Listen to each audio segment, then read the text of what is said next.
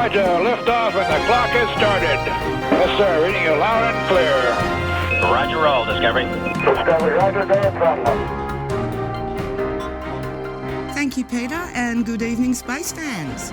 Welcome to the September 4th, 2019 edition of Space News. This is Tina Stagg from the Space Association of Australia, and tonight I'm on my own, just like Sandra Bullock in Gravity, but with a much better understanding of the Soyuz spacecraft. So let's get started with some NASA news. Turning to the Lunar Gateway program, International Space Station partners have endorsed revised plans for the Gateway. The station's Multilateral Coordination Board, meeting earlier this month, said the Gateway was a critical next step in human spaceflight and reaffirmed their commitment to participating in its development. The board offered a similar endorsement in March, weeks before the White House instructed NASA to accelerate a human lunar landing in 2024, deferring much of the Gateway's development until after that. Canada, Europe, Japan and Russia all said they were interested in contributing modules or other elements to the Gateway after completion of the initial minimal gateway needed to support the 2024 landing. To NASA's planetary and space science programs, a small helicopter has now been installed on the Mars 2020 rover. The Mars helicopter is a technology demonstration that will be deployed from the rover after landing on Mars in February 2021.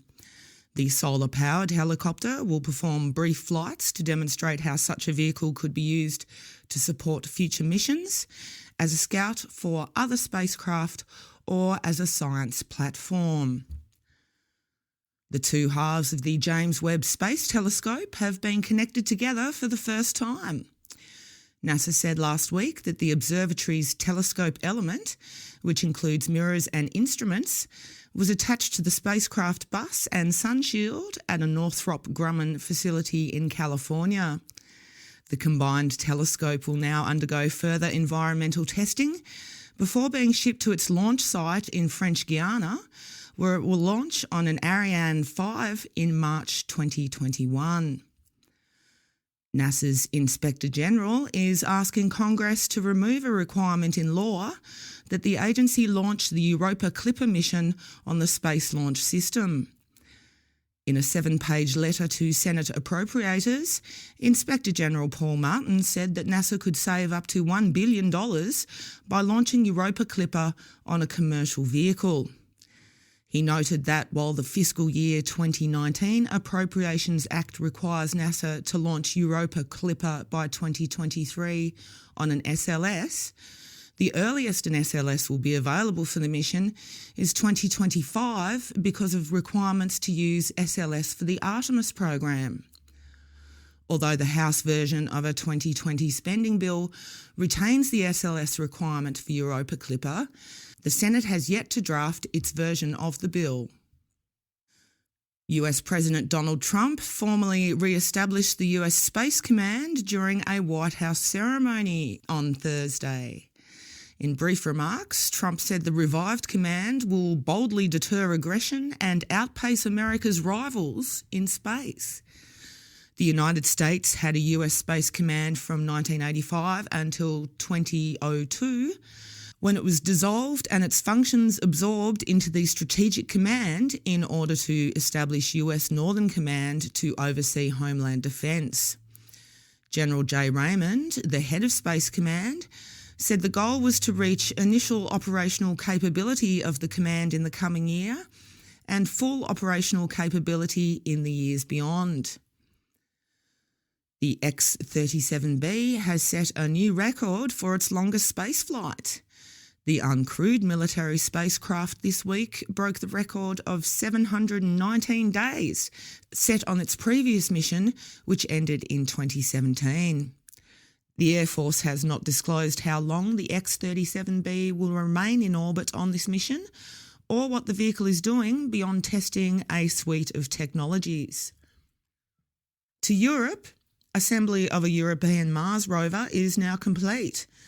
Airbus marked the completion of the Rosalind Franklin rover last Tuesday at a factory in the United Kingdom where the vehicle was assembled. The rover will soon go to France for testing and later integration with the ExoMars 2020 spacecraft.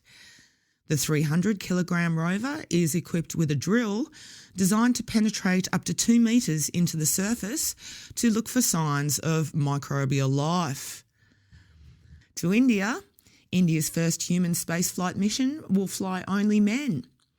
An official with the Indian Space Agency ISRO said the agency plans to select as its initial astronauts military test pilots who in India are all male. The agency expects to complete a short list of potential candidates for that 2020 mission next month, who will then undergo training in Russia. ISRO says that women will be considered for later crewed missions. India's Chandrayaan-2 spacecraft has completed adjusting its orbit around the moon. During a 20-minute manoeuvre last week, the spacecraft moved into an orbit that took it between 179 and 1,412 kilometres above the moon. Chandrayaan-2 performed its fifth and final manoeuvre to adjust its orbit on the weekend.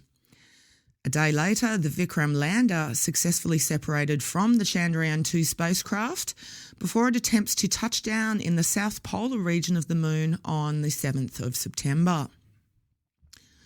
To Iran, and an Iranian rocket appears to have exploded on its pad during preparations for a launch. Satellite imagery taken last week showed a plume of smoke and debris around the pad, where work was underway to prepare a vehicle, likely a Sapphire rocket, for an orbital launch. Analysts speculate that some kind of problem during the refuelling process or an electrical short could have triggered the explosion. Iran attempted 2 orbital launches earlier this year, both of which failed. And finally tonight, NASA has started a student competition to name the Mars 2020 rover. Students from kindergarten to 12th grade can submit 150-word essays explaining their proposed name for the rover with a deadline of November the 1st.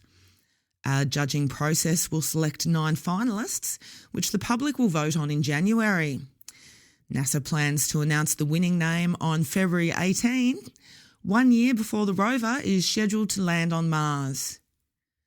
And that's it from the news tonight. Back to the guys in the studio.